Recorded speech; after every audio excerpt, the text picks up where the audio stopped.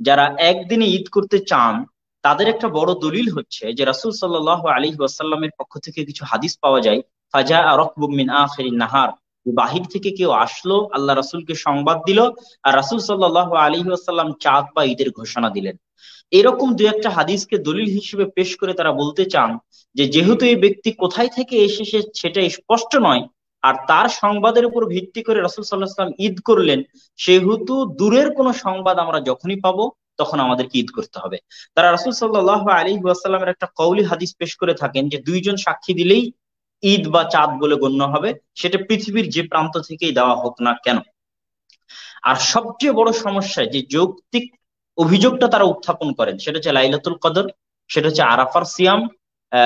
এই জিনিসগুলো যে সারা পৃথিবীতে যদি ইখতিলাফুল মাতালে মানা হয় তাহলে 2 থেকে 3টা লাইলাতুল কদর হচ্ছে, আবার আরাফার সিয়াম 2 থেকে 3টা হচ্ছে। আবার আমরা যারা সৌদি আরবের সাথে একই দিনে আরাফার সিয়াম পালন করতেছি, তারা যদি একদিনে আরাফার সিয়াম পালন করতে পারি তাহলে একদিনে কি জন্য ঈদ করতে পারবো না, এই প্রশ্নও কিন্তু তারা উত্থাপন করে থাকেন। আর সর্বশেষ যে বিষয়টা তারা বলে থাকেন যে আমরা যে অসম্ভব একই দিনে ঈদ পালন হওয়া অসম্ভব, এটা আমরা প্রমাণ করি এইভাবে যে যদি পৃথিবীর পশ্চিমে কোথাও চাঁদ সর্বপ্রথম দেখা যায় তো পূর্বের দেশে সেই সংবাদ পৌঁছতে পৌঁছতে তাদের আসলে সাহরি করার মতো সময় বাকি থাকে না। তো এই উদাহরণের তারা যেটা উত্তর দেন যে অন্তত পক্ষে মুসলিম বিশ্বের দেশগুলো তো কাছাকাছি আছে, এবং মুসলিম বিশ্বের মুসলিম জনপ্রধান দেশগুলোতে তো আর এত লম্বা সময়ের পার্থক্য নাই যে একজনের চাঁদ আর একজনের কাছে পৌঁছতে পৌঁছতে তার সাহারির সময় শেষ হয়ে যাবে। তাহলে অন্তত পক্ষে সব মুসলিম দেশ কি জন্য এক সংবাদের উপর ভিত্তি করে ঈদ করতে পারবে না? লাস্ট কোয়েশ্চেন, যে এক খেলাফা যদি কোনোদিন বাস্তবায়ন হয়, যে আলবানী রাহিমাহুল্লাহর পক্ষ থেকে বলা হয়ে থাকে, উনি বলেছেন যে সারা পৃথিবীতে একদিনে ঈদ করা যাবে বা করা উচিত, বা একদিনে সিয়াম পালন করা যাবে বা করা উচিত, এই মর্মে নাকি উনি মত দিয়েছেন যদি সারা পৃথিবীতে এক খেলাফা থাকে। তো আসলেই এই মন্তব্য শেখ নাসিরুদ্দিন আলবানী রাহিমাহুল্লাহ দিয়েছেন কিনা, এবং দিলে বা না দিলেও এই মন্তব্যের কতটুকু যৌক্তিকতা যে সারা পৃথিবীতে যদি এক খেলাফা ব্যবস্থা বাস্তবায়ন হয় তাহলে তখন আসলে সারা পৃথিবীতে একদিনে ঈদ করাটা বেশি গ্রহণযোগ্য হবে সেই পরিস্থিতিতে, না একদিনে ঈদ না করে ইখতিলাফুল মাতালে মেনে নেওয়াটাই বেশি গ্রহণযোগ্য হবে? আমি অনেক গুরুত্বপূর্ণ প্রশ্ন করলাম, আমাদের শ্রদ্ধেয় শাইখ ডক্টর আবু বকর জাকারিয়া হাফিজাহুল্লাহর নিকট থেকে এই প্রশ্নগুলো দালিলিক উত্তর চাচ্ছি, এবং এটাই হয়তো আমাদের আজকের আলোচনার শেষ প্রশ্ন। এরপরে আমরা আমাদের দুই শাইখের নিকট থেকেই আম নাসিহা, উপদেশমূলক 2-3টা বাক্য শুনে আমাদের আজকের অনুষ্ঠানের ইতি টানবো ইনশাআল্লাহ। তো আমরা শ্রদ্ধেয় শাইখকে প্রশ্নগুলোর উত্তর দেওয়ার জন্য অনুরোধ জানাচ্ছি, ফলে তাফাদ্দাল মাশকুরা। বিসমিল্লাহির রহমানির রহিম। আলহামদুলিল্লাহি রাব্বিল আলামিন ওয়াল আকিবাতুল মুত্তাকিন ওয়ালা উদওয়ানা ইল্লা আলাল যালিমিন ওয়া বা'দ। যে অংশটুকু আমাকে এখন প্রশ্ন করা হয়েছে এটা পুরোটাই হচ্ছে দলিল নিঃসন্দেহে, এবং দলিল যে দিবে, দেখুন আমি কিন্তু দলিল খণ্ডানোর জন্য বসি নাই, মানে আমি একটা পক্ষ নেওয়ার জন্য বসি নাই। আমি মনে করছি উনি একটা দলিল দিয়েছেন, দিতেই পারেন, একজন মানুষ তার মতের পক্ষে দলিল দিবেন না তা কিন্তু না। কিন্তু সমস্যা হচ্ছে একটাই, তিনি যে দলিলগুলো দিয়েছেন এগুলো ওনার দৃষ্টিতে হয়তো গ্রহণযোগ্য, এবং এটাকে আমি নো করতেছি না। তিনি চেষ্টা করেছেন ওনার পক্ষ দলিল দিতে, আমিও ভিন্ন ভিন্ন মত ওনাকে উড়িয়ে দেবো তা কিন্তু আমি চিন্তা করতেছি না। আমি চিন্তা করতেছি একটাই, সেটা হচ্ছে যে উনি একটা মত দিয়েছেন, আরেকজন কি বলবেন জানেন? যিনি বলছেন যে রাজা রাকবুন, একটা লোক আসলো, আয়সা বলল যে আমরা চাঁদ দেখেছি, রসুল মেনে নিলেন। আপনি একটু চিন্তা করেন, দেখেন ওই লোকটি কিন্তু তার এলাকায় সম শুরু করে দেয় নাই। এক নম্বর কথা, তিনি রাষ্ট্রপ্রধানের কাছে আসছে, রাষ্ট্রপ্রধান বলছেন যে ঠিক আছে তাহলে আগামী দিন থেকে আমরা করব, কি কতটুকু ওয়াইজ জিনিসটা একটু চিন্তা করে দেখেন না কেন। তিনি কিন্তু শুরু করে দেন নাই, অর্থাৎ তিনি চাঁদ দেখা গেছে, তিনি কিন্তু কাজটা শুরু করে দেন নাই। তিনি কোথায় আসছেন? মোহাম্মদ রাসূলুল্লাহ সাল্লাল্লাহু আলাইহি ওয়াসাল্লামের কাছে আসছে। আমরা তাই বলি যে এই কাজটা, এই সম শুরু করা এবং সম ভাঙ্গার কাজটা ব্যক্তির কাজ নয় বা কোনো একটা ছোট কমিউনিটির কাজ নয়, এটা রাষ্ট্রপ্রধানের কাজ। একটু সোজা দেখলে সহজ উত্তরটা আপনি পাবেন। এটা কিন্তু একদম সোজা কথা যে এই লোকটা ওখানে শুরু করেনি। দ্বিতীয়ত এখানে আরেকটা জিনিস খেয়াল করেন, রাসূলুল্লাহ সাল্লাল্লাহু আলাইহি ওয়াসাল্লামের যুগে রাষ্ট্রটা কত বড় ছিল একটু চিন্তা করে দেখেন। বেশি বড় ছিল না, বেশি বড় ছিল না। এখনকার সৌদি আরবও ছিল না তখন, কারণ সৌদি আরবের একটা বিরাট অংশ তখনকার জয়লাভ করে নাই, আপনি জানেন। এবং এটা কোন সময় আসছে এটাকে নির্ধারিত বলা হয় না যে অমুক বছর আসছে, সেটাও না। তাহলে আপনি বুঝতে পারেন যে খুব বড় ছিল না জায়গাটা, যার কারণে আপনি ওই পক্ষে দলিল দিলেই সেটা মানতে হবে তা কিন্তু না। আমি কিন্তু বিরোধিতা করতেছি না, কিন্তু আমি বলছি ভিন্ন মতটা উঠাই ধরছি যে ভিন্ন মতেরও সুযোগ আছে, এই জন্য যে তারা বেশি দূর থেকে আসছে এটা প্রমাণ করার কোনো সুযোগ নেই। একজন মানুষ, আরবরা বলতো যে সফরের দূরত্ব হচ্ছে 48 মাইল। আপনি বুঝেন, কারণ এক ব্যক্তি একদিনে এটুকু সফর করতে পারে। ধরলাম 48 মাইল সফর করছে, এটা কি পূর্ব দিক থেকে আসছে, না পশ্চিম দিক থেকে আসছে, না দক্ষিণ দিক থেকে আসছে, উত্তর দিক থেকে, আপনি কিন্তু বলতে পারবেন না এটা কোনোটাই। সুতরাং এইটার উপর ভিত্তি করে আপনি পুরোটাকে এইটার উপর নির্ভর করতে হবে, এটা কিন্তু বলতে পারেন না। হ্যাঁ, বলতে পারেন যে আমার একটা মাখাজ, একটা আমি দলিল পাচ্ছি, হ্যাঁ, যেমন আমি অন্যরা দলিল দিতে আমিও একটা পাচ্ছি, এটা তিনি বলতে পারেন, কিন্তু এটা তার আসলে দলিল পক্ষে দলিল হচ্ছে না। কারণ এটা ভিন্ন বলতে পারে যে এটা তো আসছে 48 মাইল, তো কোনো বিষয়ই না, 48 মাইল তো এখান থেকে ওখানে হয়। আমাদের ঢাকা থেকে ধরেন 48 মাইল যেতে টঙ্গীর শেষ মাথা আর ইয়ার গাজীপুরের শেষ মাথা গেলে 48 মাইল হয়ে যায়। তো এটুকুর মধ্যে আপনি কি কি পার্থক্য করবেন? আপনি দক্ষিণ, উনি যে পশ্চিম দিক থেকে আসছে সেটার কোনো প্রমাণ আমরা দিতে পারতেছি না। আমরা তো আগেও বললাম, যদি এক সোজা হয়, হয়তো কেউ দেখেছে, কেউ দেখে নাই, কেউ আর খবরটা জানিয়েছে, সেটা হতে পারে। সুতরাং এটা দিয়ে দলিল দেওয়ার কোনো সুযোগ নেই। দ্বিতীয় যেটা তিনি বলেছেন যে দুইজন লোকে দেখার কারণে, দুইজন লোকের ন্যায়প্রাণ মুসলিম সাক্ষ্য দিলে সিয়াম ভঙ্গকারী কওলি হাদিস রয়েছে। আপনি একটু চিন্তা করে দেখেন, যদি দুইজন মানুষ সাক্ষ্য দেয় বাংলাদেশে আমাদের সরকারের কাছে, তাও কিন্তু গ্রহণযোগ্য হবে যে চাঁদ দেখছি। তাহলে এখতলাফটা কোন জায়গায় হলো? ইস্তেদলাল বে মাহালিল খিলাফ, এটা হয়েছে যেই জায়গায় মতভেদ আছে এই জায়গা দিয়ে আমি দলিল দিচ্ছি। আমি তো বলি নাই যে দুইজন মানুষের দলিল দলিল দিলে আমি গ্রহণ করব না, কিন্তু দুইজন মানুষের দলিল যাকে দিছে, যার কাছে দিছে, সে তো গ্রহণ করতে বাধ্য, বা সেই গ্রহণ করবে। আমার কাছে তো দেয় না, বা আমার রাষ্ট্র দেয় না, আমার কাছে পৌঁছে নাই। আমার কাছে পৌঁছে যে অমুক জায়গায় তমুকে দেখছে, এটাই। কিন্তু এটাকে আপনি ওই ব্যক্তি বা ওই রাষ্ট্রপ্রধান যিনি যতটুকু তার রেঞ্জের ভিতরে আছে ততটুকুতে আপনি বাধ্য করতে পারেন, অন্যকে বাধ্য করতে পারেন না।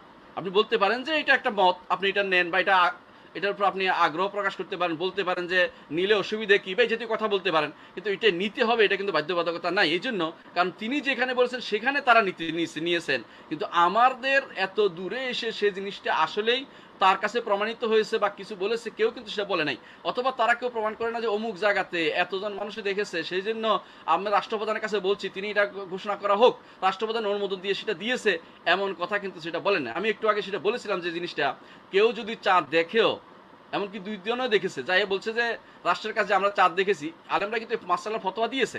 তারা বলছে যে যতক্ষণ পর্যন্ত উলিল আমরের নির্দেশ না হবে, রাষ্ট্রপ্রধানের বা তাদের অনুমোদিত বডির অনুমোদন না আসবে, ততক্ষণ পর্যন্ত কিন্তু সেখানে দিন কোনোটাই, মানে সেটা ঈদের দিন বা রোজার দিন কোনোটাই গ্রহণযোগ্য হবে না। এটা কিন্তু তারা বলেছেন, আলেমরা যুগ যুগ ধরে এটা বলে আসছেন। এটাকে বিরোধিতা আপনি করতে পারেন না এই মাসালার ক্ষেত্রে। কারণ হচ্ছে এইটা দিয়ে আপনি শুধু ওই জায়গার জন্য, যেখানে যিনি দেখেছেন তিনি সেটা বাস্তবায়ন করতে পারেন, অন্যদের জায়গাতে সেটা আপনি সেই দলিল যতক্ষণ গ্রহণযোগ্য না হবে আপনার শাসকের কাছে, ততক্ষণ পর্যন্ত বাধ্য করতে পারেন না। যেটাকে আপনি বলেন যে এটা নিতেই হবে, এরকম না। কেউ যদি নেয়, রাষ্ট্রপ্রধান সেটা অনুমোদন করে, সেটা তখন নিতে পারবেন। কিন্তু যদি কোনো সেরকম রাষ্ট্রপ্রধান না নেয়, আপনি নিজের পক্ষ থেকে হযবল অবস্থা তৈরি করার অনুমতি কিন্তু রাখে না। কারণ তারা বলেছে, একটু আগে আমরা আলোচনা বলেছি, এবং ডক্টর শেখও বলেছেন যে এককভাবে কেউ এগুলি পালন করার জায়গা নয়, কারণ এগুলো হচ্ছে সামষ্টিক আবাদত। সামষ্টিক আবাদত এককভাবে হয় না, যেগুলো একটু পরে আরেকটা উদাহরণ আমরা দিব ইনশাআল্লাহ। আরেকটি কেউ কেউ বলে থাকেন যে সূর্য এক, চাঁদ এক, দিন এক হবে না কেন, অর্থাৎ একদিন হবে না কেন? আপনি ভালো করেই জানেন যে সূর্য এক, এটা একেবারে নিরেট সত্য। সূর্য একদিনে পৃথিবী প্রদক্ষিণ করে, সূর্য একদিনে ঘুরে আসে, আপনি জানেন। চাঁদের ব্যাপারে এটা আপনি কোনোদিন বলতে পারেন না, কারণ সবাই জানে যে চাঁদ 28 দিনে পুরো পৃথিবীর বারবার করে আসে। আপনি বারবার জানেন মাতালে আল্লাহ তাআলা বলছে ওয়াল কামারা কাদ্দারনাহু মানাজিলা হাত্তা আদা কাল উরজুল কাদিম। সুতরাং আপনি এটাকে একভাবে দেখে দিয়ে এক দেখা গেছে বলেই শুরুটা রাজি করতে পারেন না, কারণ সূর্য ঘুরে আসতেছে পুরোটাই, চাঁদ কিন্তু ঘুরে আসতেছে না, একটু বা হারিয়ে যাচ্ছে, আমার সামনে পড়ছে না। সুতরাং আমাকে বলতে পারেন না যে চাঁদের সাথে এটাকে নিতে হবে। অর্থাৎ আপনি এমন কাজ করেছেন যে একই সময় তো চাঁদ দেখা যায় না সব জায়গাতে, কিন্তু সূর্য কিন্তু ঠিকই একটু পরে পরে দেখা যাচ্ছে, বাদ যাচ্ছে না প্রত্যেক মানুষের কিছু। হ্যাঁ, এমন জায়গাতে যেখানে চাঁদ সূর্য দেখা যায় না, সেখানে কিন্তু আপনি এটা বাধ্য করতে পারেন না। যেখানে 6 মাসের রাত আছে, 6 মাস সূর্য আছে, সেখানে কিন্তু আপনি সেই নিয়মে চলতে পারবেন না, এটা আপনি জানেন। এবং সেটা আকরাও মুসলিম দেশে যেখানে চাঁদ সূর্য দেখা যায় সেখানে অনুসারে চলতে হবে, সেটা বলেছে। তাহলে আপনি বুঝছেন যে ওখানে চাঁদ দেখা যায়নি বলেই তো মতভেদ হয়েছে। তো আপনি ইস্তিদলাল বি মাহালিল খিলাফ করছেন, যেহেতু চাঁদ দেখি নাই সেই জন্য তো মতভেদ হয়েছে। যেই জায়গায় মতভেদ আছে এটা দিয়ে দলিল দেবেন কি করে? এটা তো মতভেদ হয়েই আছে। আপনি চাঁদ যদি আমি দেখতাম তো মতভেদ হইতোই না, চাঁদ আমি দেখি নাই কি জন্য তো মতভেদটা হচ্ছে এখানে। এটা বলছে, আমার কথা বলছি না, যারা এই পক্ষ নেন তাদের কথাই বলছি। এবং এটা আমি বলি যে এটা একটা ওয়াইজ কথা, যে আপনি ইচ্ছা করে একটা দলিল যেটা দিয়ে মতভেদপূর্ণ জায়গাতে আরেকজনের উপর দলিল পেশ করতে পারেন না। সুতরাং এটা আপনি করা ঠিক হয় না। আরেকটি জিনিস সবাই বলে থাকেন, যেটা আপনি একটু উল্লেখ করেছেন, সেটা হচ্ছে লাইলাতুল কদরের বিষয়টি। একটু চিন্তা করেন, লাইলাতুল কদর কিন্তু এক রাত্রি না। লাইলাতুল কদর হচ্ছে আলহামদুলিল্লাহ লাইলাতুল কদর চলমান প্রক্রিয়া। অর্থাৎ কেন চলমান প্রক্রিয়া বলি, কোনো বছর 21 হয়, কোনো বছর 23, কোনো বছর 23, 25, 25, 27, 29 এভাবে হয়, কোনো বছর জোর রাত্রিতেও হয়, এটাও শুদ্ধ। তো আমরা এটাও বুঝি। তাহলে বোঝা গেল যে আপনি এটাকে নির্ধারণ করতে পারেন না যে আপনার এলাকায় হয়ে গেছে লাইলাতুল কদর, আমি পাইনি। আরেকটি কারণ হচ্ছে লাইলাতুল কদর একটি নফল ইবাদত, এটার সাথে আপনি তুলনা করতে পারেন না। এখানে আরেকটি জিনিস আপনাকে বুঝিয়ে দেই, সেটা হচ্ছে আল্লাহ তাআলার জন্য এই জিনিসগুলো তিনি আসলে এইভাবে রেখেছেন যে মানুষ সবসময় ইবাদত করতে থাকবে। আপনি দেখুন আল্লাহ তাআলা প্রতি রাত্রে তিনি প্রথম নিকটতম আসমানে নেমে আসে বলতে থাকেন, হালমিন মুস্তাগফিরিন ফাগফির আলাহ, এমন কেউ কি আছে যে আমার কাছে ক্ষমা চাইবে, আমি তাকে ক্ষমা করে দেব। আপনি একটু চিন্তা করেন, যখন বাংলাদেশে তিনি বলছেন, আমেরিকাতে তখন কি?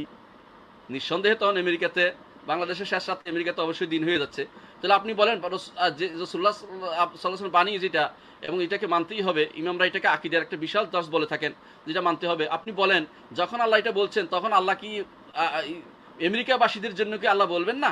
তিনি সেখানকার মানুষের জন্য সেভাবেই দিবেন। আপনি তো লাইলাতুল কদর নিয়ে সেভাবে আরব দেশে হলে বাংলাদেশে সেটা হতে পারবে না, এমন যুক্তি আপনি কুযুক্তি কেন দাঁড় করাচ্ছেন? আপনার এখানেও আল্লাহ তাআলা ঠিক লাইলাতুল কদরের আভাস দিবেন, সেখান থেকে ঘুরে এসে যেভাবে দেয়া দরকার 24 ঘন্টার ভিতরে আপনাকে দিলেই তো হলো। আপনি যে অংশে পেয়ে যান রাতের, সে অংশে আপনি লাইলাতুল কদর পালন করতেছেন, সে অংশে হয়তো আপনার জন্য লাইলাতুল কদর হয়ে যাচ্ছে। আপনি এটার জন্য সবকিছুকে দাঁড় করাই দিবেন যে না এই মুহূর্তে হতে হবে, তাহলে আপনি বিপদে পড়বেন। কেন জানেন? কোনো এলাকাতে ঠিকই একই সময়ে আপনি পুরো রাত পাবেন না। কোনো জায়গা দেখবেন যে এই সময় রাত চলে গেছে, এখন শোবে সাদিক হয়ে গেছে, আপনি সেখানে কি বলবেন? সেই জায়গাতে আপনি কি বলবেন? কোনোভাবেই আপনি সেটা কিন্তু প্রতিপালন করতে পারছেন না। তাহলে এইভাবে বলার কোনো সুযোগ নেই। লাইলাতুল আরাফা নিয়ে কথা হচ্ছে, আরাফার ব্যাপারটি মতভেদপূর্ণ মাসালা। এখন এটা এবং কি আমাদের মাশায়েখদের মধ্যে ভিন্ন ভিন্ন মত আছে এটাতে, এবং ভিন্ন ভিন্ন মতভেদ এই জন্য হয়েছে, এটা কোনো এমন কোনো মাসালা যেটা রাষ্ট্রের সাথে সম্পৃক্ত। আমরা জানি এটাও নফল ইবাদত। নফল ইবাদতের ক্ষেত্রে প্রত্যেকে আমরা ইজতিহাদের, এই জন্য যেহেতু ইজতিহাদের মজাল রয়েছে সেহেতু ইজতিহাদের এখানে করে থাকে। এই জন্য কারণ আরাফা একটি জায়গার নাম, সেই সব অনেকে বলে থাকে। হ্যাঁ, কেউ বলে যে সেখানে ইয়মুত তাসের কথাও আসছে, হ্যাঁ ইয়মুত তাসের কথা আসছে, আল্লাহ আল্লাহ, এটা হতে পারে, অথবা ভিন্ন মতও হতে পারে। আমি কোনোটাকেই এখানে প্রাধান্য বিরুদ্ধে যাচ্ছি না, কিন্তু আমি বলতে চাচ্ছি এটাই যে আরাফা পালনের জন্য এই আপনাকে এই একটা নফল ইবাদত পালনের জন্য আপনি ফরজ ইবাদতটাকে পুরো পুরো প্রক্রিয়াটাকে, যেটা সম্পূর্ণভাবে রাষ্ট্রীয় এখন মানুষের সমস্ত মানুষের সাথে সম্পৃক্ত, সমস্ত মানুষের কমিউনিটির সম্পৃক্ত, এটাকে আপনি কোনোভাবে একটা নফল ইবাদতের সাথে এই ইল্লতের সাথে এক করে দিতে পারেন না। এক করে দিতে পারেন না, এটা হয় না, এটা হয় না কখনো। আরেকটি অনেকে বলে থাকেন যে, যেটা আপনি বলেছেন যে খবর পৌঁছার কথা, যে খবর যদি পৃথিবীতে পৌঁছার বিষয়টি হয়ে থাকে, অর্থাৎ পূর্ব দেশে তো আগে পৌঁছতে পারলে এখন তো পৌঁছে যায়, এখন তো পৌঁছা যায়। এটা তো হচ্ছে একটু আগে ওটা নিয়ে আমরা আলোচনা করেছি, কিন্তু যে খবর পৌঁছার যথেষ্ট কিনা, একটা জায়গায় খবর পৌঁছছে কিনা। হ্যাঁ, খবর পৌঁছলে একজন মানুষ নিতে পারে, কিন্তু নিতে তিনি বাধ্য কিনা, খবর পৌঁছার পরে তিনি নিতে বাধ্য কিনা, এটা তো মতভেদপূর্ণ জায়গাতে এসে গেছে আবার। তো যেই জায়গায় মতভেদ আছে সেই মতভেদপূর্ণ জায়গাতে, এটাকে বলা হয় ইস্তিদলাল বিমাহালিল খিলাফ। মতভেদপূর্ণ জায়গাতে আপনি খবর পৌঁছা একটা ইল্লত, একটা কারণ, এটা সব কারণ না যে আপনাকে এটা বাধ্য করতে হবে। অনেকগুলো কারণে একটা শরঈ হুকুম নির্ধারিত হয়। খবর পৌঁছা একটি কারণ, কেউ বলেছে, যেমন বলেছে শাইখুল ইসলাম ইবনে তাইমিয়া, কিন্তু সবাই কিন্তু এটা বলে নাই। একটা কারণ, একজন ব্যক্তির কথা দিয়ে আমরা তাকে সম্মান করি, তার মতকে সম্মান করি, প্রাধান্য দিই, কোনো সন্দেহ নেই অনেক জায়গাতেই, কিন্তু একটা মতকে দিয়ে আপনি অন্যদের উপরে সেটা চাপিয়ে দিতে পারেন না। এটাকে বলা হয় যে আল ইজতিহাদু লা ইয়ানকুদু বিইজতিহাদি মিসলিহি। একজনের ইজতিহাদ আরেকজনের ইজতিহাদ দিয়ে কাটাকাটি করা যায় না, কারণ এটা তার ইজতিহাদ এবং ইজতিহাদি মাসআলা সেহেতু আপনি খবর পৌঁছা গেছে, এখন বাধ্য করতে পারেন না। হ্যাঁ, কেউ যদি নেয়, একটু আগে ডক্টর মঞ্জুর আলী যেটা বলেছেন যে রাষ্ট্র সরকার এবং আলেমরা মিলে কোনো জায়গাতে একমত হয়, সেটা কিন্তু খবর প্রচার কারণ নিতে পারে, এটা আমরা অস্বীকার করি না, কিন্তু এটাকে আপনি বাধ্য করতে পারেন না এটার কারণে যে না নিতেই হবে, অন্যদের সওম হচ্ছে না, অন্যদের ইবাদত হচ্ছে না, অন্যরা ঈদের দিনে রোজা রাখতেছে, অথবা ঈদের দিনে এই করতেছে ইত্যাদি কথাবার্তা যারা বলে থাকেন, তারা কিন্তু উম্মতকে বিভ্রান্ত করছেন, এবং এটা কিন্তু করা তাদের জন্য উচিত নয়। তারা যা বলবেন তাদের রাষ্ট্র সরকারকে বলবেন, তারা যদি মানাতে পারেন ভালো, না মানলে তাদের উচিত হবে রাষ্ট্র সরকারের নিয়ম অনুসারে যাওয়া, এবং এর আলেমদের সংখ্যাগরিষ্ঠ আলেম যারা আছেন বা যারা আলেম বলে বিবেচিত তাদের মতের অনুসারে চলা, যে এর বিরুদ্ধে অবস্থান নিয়ে উম্মতের মধ্যে ভিন্নতা প্রতিষ্ঠা করা কখনো উচিত নয়, কারণ এটা দ্বারা ঐক্য হয় না, অনৈক্য হয়েছে। যে ঐক্যের জন্য তিনি এত চেষ্টা করেছেন, সে ঐক্যকে তিনি নষ্ট করেছেন, এটা তিনি বোঝা উচিত। সামান্য একটা দেশের ঐক্য তিনি রক্ষা করতে পারছেন না, তিনি এখন মনে করুন যে তিনি সৌদি আরবের সাথে ঐক্য করছেন। সৌদি আরবের সাথে ঐক্য কিন্তু আল্লাহ তাআলা রাসূল কোথাও বলেন নাই। তিনি বলছেন যদি চাঁদের সাথে ঐক্য হয় আপনাকে সেনেগালের সাথে ঐক্য করতে হবে, কিন্তু আপনি সেই ঐক্য তো আপনি করতে পারেন না, আপনি করেনও না। তাহলে আপনি একটু চিন্তা ভাবনা করে দেখেন আসলে আপনি কার সাথে ঐক্য করছেন এবং আপনি কারোর সাথে ঐক্য করেননি।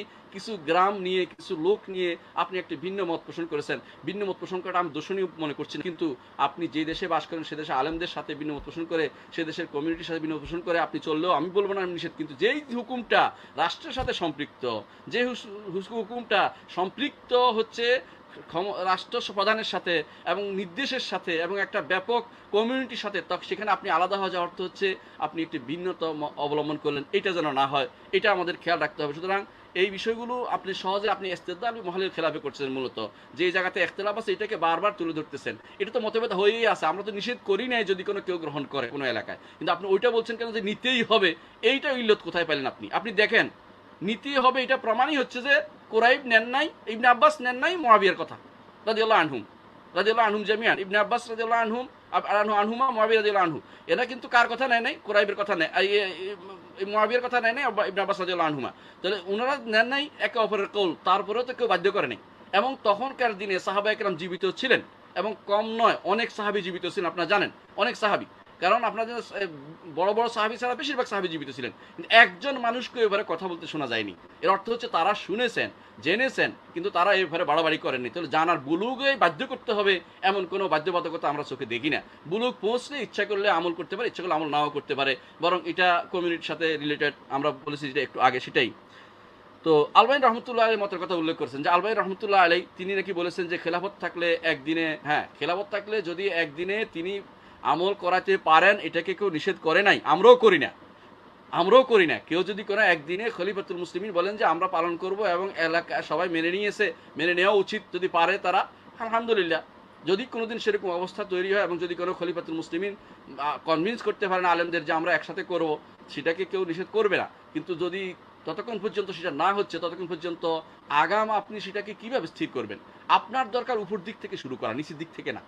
আপনার দরকার রাষ্ট্রপ্রধানদেরকে বলা প্রত্যেক জায়গাতে যে আপনারা এটা করেন, আপনাকে দাবি দেন যে আমরা অমুকের সাথে করতে চাই, আমরা চাঁদ দেখেছি অমুকের সাথে করতে চাই। তারা যদি কোনোদিন সেটাকে অ্যাপ্রিসিয়েট করে, সবার সাথে মিলেমিশে করে, আমরা কোনোদিন সেখানে দ্বিমত করার পক্ষে নয়। কারণ হচ্ছে যেহেতু মতভেদপূর্ণ মাসালাতে হাসবুল খিলাফ, মতভেদ বন্ধ করার একমাত্র উপায় হচ্ছে রাষ্ট্রীয় হস্তক্ষেপ, এটা সবাই জানে, এবং এই ব্যাপারে উম্মত মুসলিমার কোনো দ্বিমত পোষণ করা হয়নি, এবং এটা সবাই জানে যে যদি মতভেদ দুইটা থাকে এটাকে একটা নেওয়া যেতে পারে। সুতরাং এই বিষয়ে আমরা মনে করি যে আমরা বাড়াবাড়ির পর্যায়ে না যাই, বরং যেগুলো দলিল দিচ্ছেন অন্যরা আসলে অন্য দলিল দিবে, আপনি সেটারও জবাব দিতে পারবেন না। আমরা আব্দুল্লাহ যেটা বলেছে যে কেউ হাজির নাই বলে আমরা ভিন্ন লোকের কথাই আমরা বেশি আনতেছি। আমরা আমাদের পক্ষে বা কারো পক্ষের যারা বলে যে সারা প্রত্যেক এলাকার জন্য আলাদা, এদের কথাও বেশি আনতেছি না, দলিল বেশি আনছি না। আমরা শুধু এটাই বলতেছি যে একটা কথা ভারসাম্য থাকতে হবে আপনার কথা, যে আমরা যেটা ডক্টর মনজুর আলী একটু আগে বলেছেন যে আমরা কাউকে তাবদীল তাফসিক বা তার ইবাদত হচ্ছে না, তার গুনাহ হচ্ছে বা মানুষকে বিভ্রান্ত করতে চাই যায়, তা আপনার তো সব শেষ, আপনার তো এখন কি, আপনার তো এই করতেছেন, আপনি রোজার দিনে আপনি খাইতেছেন, আপনি অথবা মানুষ রোজা রাখতেছে আপনি রোজা রাখতেছেন না, আপনি ঈদ পালন করে মানুষ ঈদ করতেছে আপনি এখন রোজা রাখতেছেন, এগুলি যে মানুষের বিভ্রান্তি তৈরি করে, এটা কিন্তু মানুষের সাথে বলার কাজ নয়। কারণ আপনারা দেখেন যে ব্যক্তি নাহারে আসছে দিনের বেলা, সে কিন্তু জায়গা জায়গা বলে আসে নাই, খলিফাতু যিনি রাসূলুল্লাহ সাল্লাল্লাহু আলাইহি ওয়াসাল্লামের কাছে আসছে, রাসূল ঘোষণা না দেওয়া পর্যন্ত কেউ এই কাজটি করেনি। এই জন্য এই বিষয়টা অবশ্যই রাষ্ট্রের সাথে সম্পৃক্ত, এটা আমাদের বুঝে নিতে হবে। আল্লাহ আমাদের তৌফিক দান করুন। আসসালামু আলাইকুম ওয়া রাহমাতুল্লাহি ওয়া বারাকাতুহু।